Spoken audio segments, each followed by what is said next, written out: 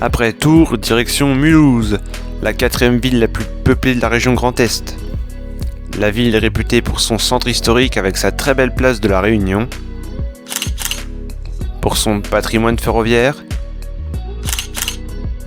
et son patrimoine automobile. Après presque 20 ans de mise en service, il était temps que j'aille faire une petite chasse sur ce réseau de tramway.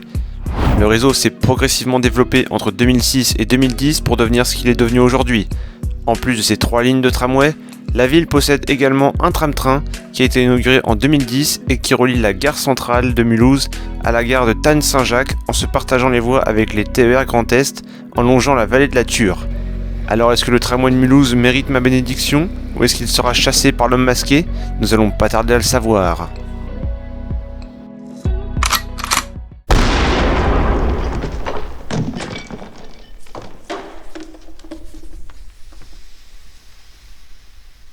Ça, c'est la station Porte-Jeune. Elle est à proximité du centre commercial Porte-Jeune, en plus de la très grande tour pas très belle qui constitue le centre, et elle est également à proximité immédiate du centre historique de Mulhouse. Ici, toutes les lignes de tramway de la ville y passent, tram-train compris.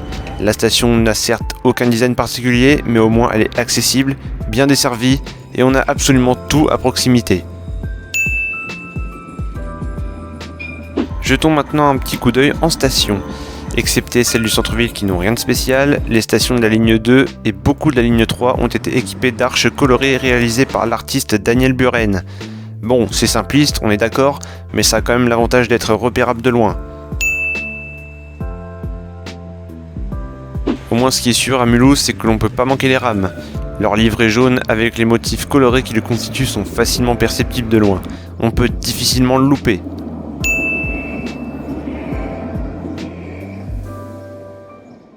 Direction l'intérieur des rames maintenant. Pour ce qui est de l'aménagement global de l'intérieur, on trouve tout ce qu'il y a de plus classique. Ici, tout est fonctionnel, ça c'est sûr.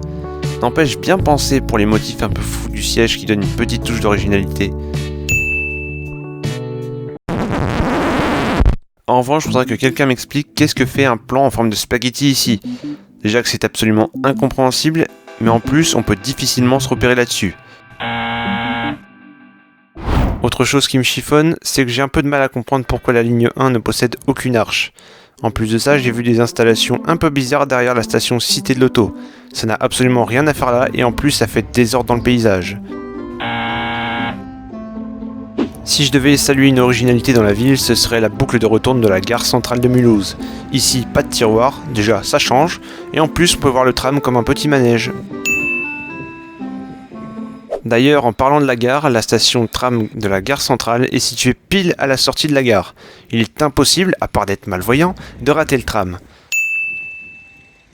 Il est maintenant temps pour moi d'embarquer à bord du tram-train. Déjà, première chose que j'aime beaucoup, c'est la livrée des rames Avanto. Oui, donc c'est comme ça qu'on appelle les rames. Et l'intérieur qui est très sympa également. Et on longe plein de petits villages sympas en longeant la Thur jusqu'à Tannes.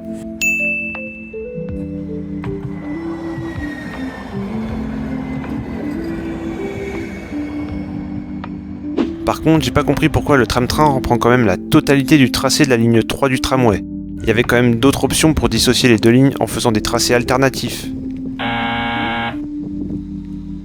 En parlant du tracé commun entre le tram-train et la ligne 3 du tram, on peut accéder à la célèbre Cité du train.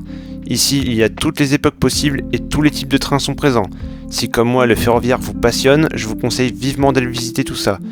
D'une certaine manière, le tramway se montre à la hauteur du meilleur patrimoine ferroviaire français.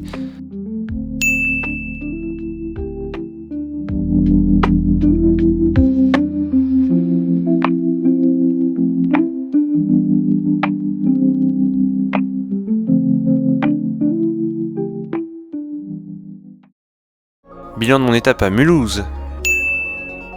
La note globale reste très positive, mais il y a quand même certaines incohérences dans le réseau à corriger, même si tout ça reste du détail. C'est d'ailleurs dommage que les extensions des lignes 1 et 2 ont été remises à plus tard en attendant d'avoir les financements.